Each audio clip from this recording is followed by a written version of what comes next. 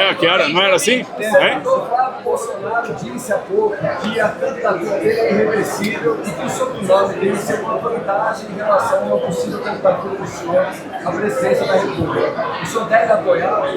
Olha só, como foi amplamente noticiado, e o próprio Flávio falou isso, ele esteve comigo na sexta-feira passada, nós conversamos sobre isso.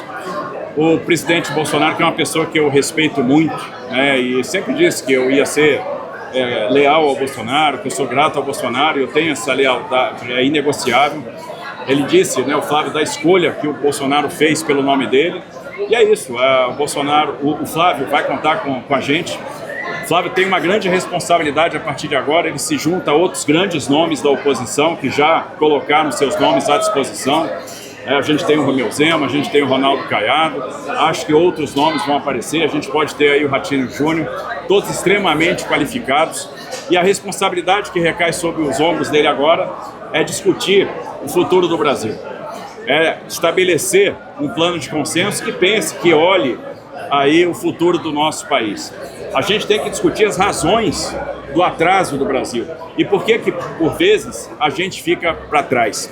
Durante muitos anos, a gente deixou de pensar o futuro, deixou de fazer um planejamento de longo prazo. Talvez, na história recente, a gente só tenha o registro de um planejamento de longo prazo, de fato, no plano real.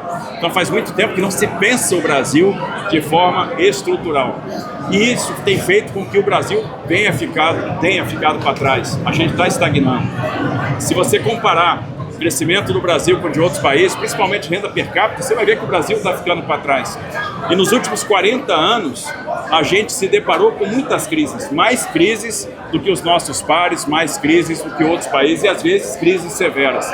E a gente tem que se perguntar por que isso acontece. Uma das razões é, de fato, um problema de liderança, um problema de falta de liderança, e a gente precisa reconectar a liderança com a população, com a sociedade. É um desafio adicional reconectar a liderança com a sociedade nos tempos de hoje, onde você tem uma questão de mediatização, e a gente precisa, de fato, aproximar as lideranças das famílias, aproximar as lideranças das pessoas. A gente tem que pesquisar o que a história nos ensina. No Brasil tem vários nichos de excelência, nós temos setores que se deram muito bem, que se desenvolveram muito. Podia citar o setor aeronáutico, podia citar o setor do agro, o papel da Embraer, o papel da Embrapa. Por que deu certo no agronegócio? Por que a gente venceu, domou o solo tropical? Por que a Embraer virou um case de sucesso? Tem um motivo, A gente tem que investigar também as razões pelas quais hoje a gente vive um certo desarranjo institucional, e aí isso tem uma série de consequências, como que a política se desorganizou ao longo do tempo, porque houve um tempo que os partidos organizavam a política, e quando os partidos não organizam a política, você vive o desarranjo, você vive problemas, e nós vivemos esses problemas hoje. Pega a quantidade de decisões do judiciário que tem impacto no primário, que tem efeito no resultado primário. Isso é um pouco de liberdade demais interpretativa. Então a gente precisa sentar na mesa e resolver essas questões, discutir questões, por exemplo, como a desigualdade que permanece no nosso país, muitas vezes dá a impressão que a gente andou para trás, discutir questões importantes como a questão da produtividade. A gente precisa ter um Estado que seja forte, que trabalhe com freios e contrapesos e que proporcione para nós uma economia aberta, que proporcione para nós um mercado competitivo, que proporcione para nós um ambiente de inovação, para que a gente possa aproveitar as oportunidades, são muitas oportunidades que se apresentam para o Brasil hoje.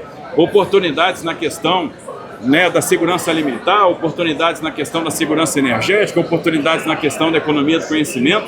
A gente não pode ficar para trás nessas discussões. A gente tem que se preparar porque está vindo para aí. A gente tem que se preparar para uma crise fiscal e ela vai acontecer. Ela tem dia e hora para acontecer. E em 27 está escrito, nós vamos ter um problema. E essa crise fiscal vai ser grave, o endividamento brasileiro aumentou muito. Como que a gente vai se preparar para isso?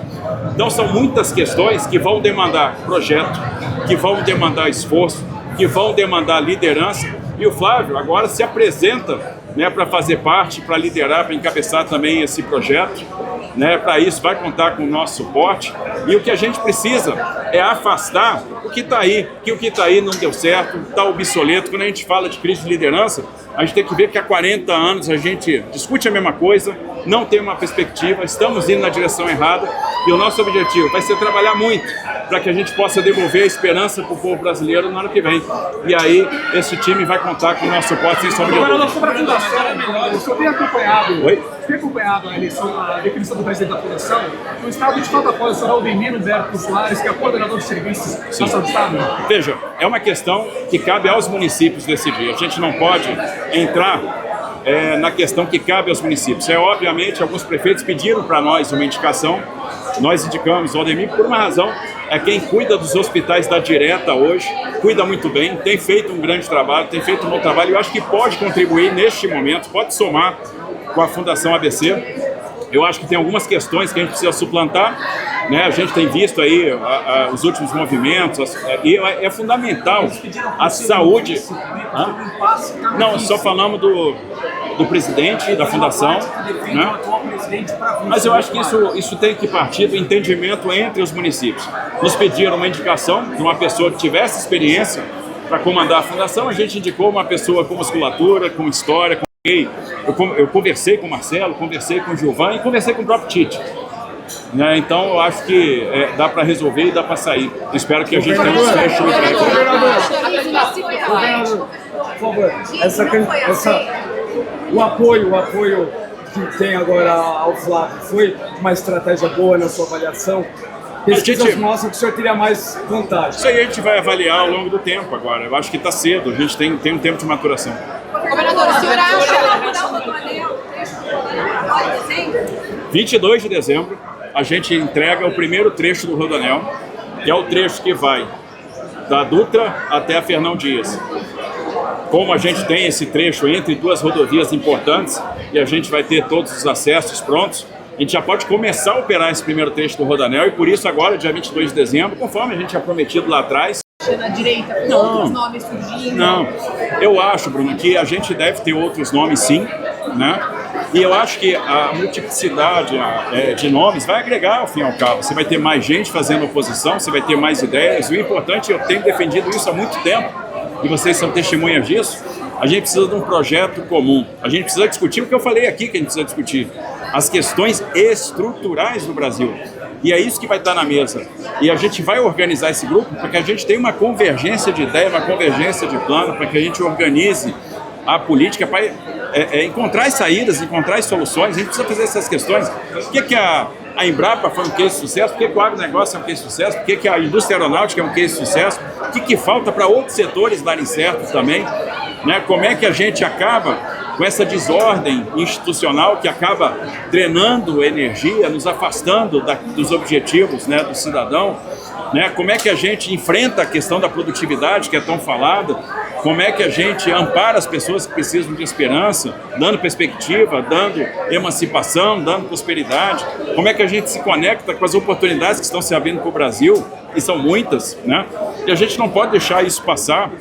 A gente tem que evitar a captura do Estado, que é um clássico dos últimos anos, e quando o Estado é capturado, você passa a ter ineficiência locativa, a gente passa a não andar como a gente poderia, na velocidade que a gente poderia andar. Então eu acho que nós vamos ter realmente vários candidatos, vários projetos que vão convergir no segundo turno num candidato único. Até em termos de estratégia eleitoral, isso é positivo. Então, nós já temos alguns nomes lançados, outros nomes ainda serão lançados, eu tenho certeza, acho que não vai parar por aí. E no final das contas, essa soma de nomes, de capacidades, vai ser positiva para esse campo do centro, da direita, que vai ter o que apresentar, vai fazer uma discussão em alto nível, eu tenho certeza. Eu fiz uma operação do deputado estadual lá que parece sábado no metrô, e diz que mais de 100 mundo na LOA já desse ano. Deve votar no semana que vem na galera. Vai estar na LOA? Não sei,